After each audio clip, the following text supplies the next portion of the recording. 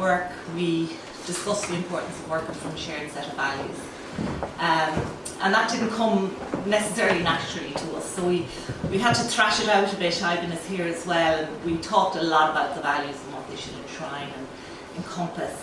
And I suppose it was agreed that while we knew what the ethos was, which is about supporting communities, giving them a say in the decisions that affect their lives, and kind of, empowering communities, how that would happen, we weren't really sure about. And we thought this has to be informed by values at some stage. We have to be able to say what we stand up for, what we stand against, I suppose, in a way, what we're willing to support in terms of equality, justice, and human rights.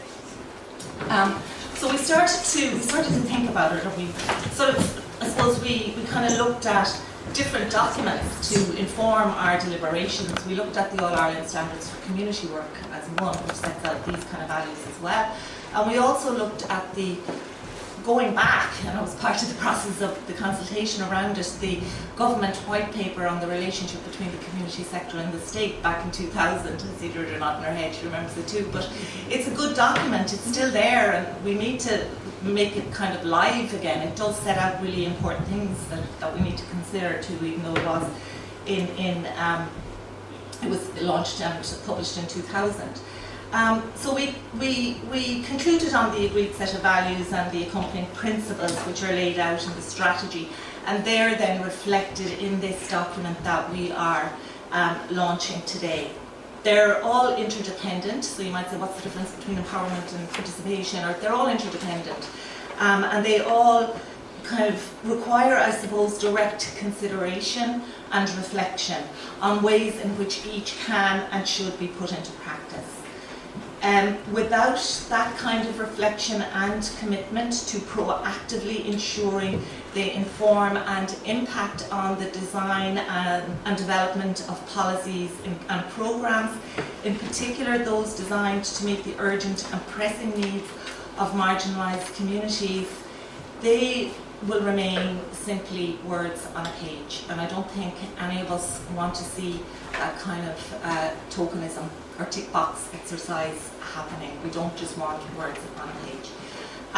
So we're very heartened by the statement that we're making today by publishing the values separately from the strategy.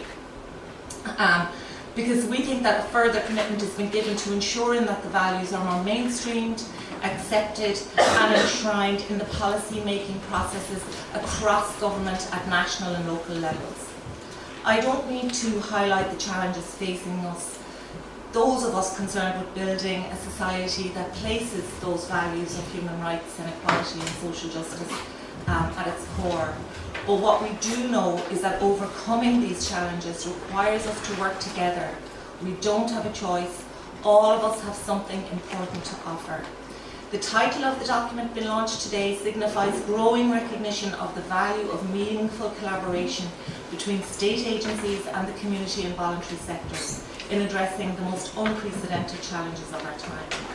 It complements other areas where such recognition is articulated, for example in the current programme for government 2020 to 2025, which sets out the government's commitments to social dialogue, recognising the importance of regular and open engagement with all sectors of society, and the establishment of a social dialogue unit in the Department of the Taoiseach, which has been set up, and to creating new models of sectoral engagement.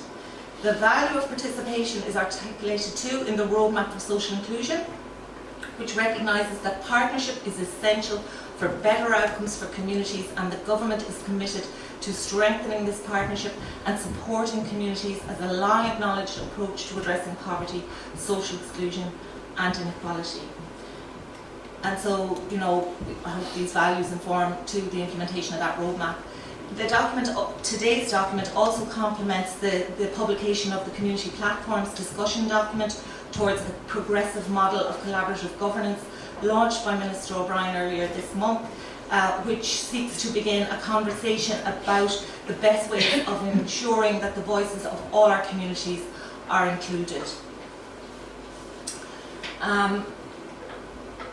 The importance of meaningful civil society engagement is reflected too in our commitments to uphold international human rights treaties and to submit to their monitoring processes. So all of those recognise the need to engage with and take seriously the considerations of views of those who represent the most marginalised groups. To assume that putting these values into practice, to assume that putting the values into practice is easy for any of us would be naive, in my view. Making a commitment to this practice requires all of us to recognise the need for ongoing trust building, increased power sharing, mutual recognition and respect, and putting in place structures, processes and the dreaded resources to maximise all of our contributions. It requires us to collectively challenge those who promote racism, sexism and disharmony in our communities and in society, including those who align with far-right actors. In conclusion, I'd like to thank Minister O'Brien and all our colleagues and friends in the Department of Rural and Community Development for your work and commitment in seeking to ensure that those whose voices need to be heard are heard, and in your efforts to achieve what I think we all hope will be a stronger, better democracy. Thank you.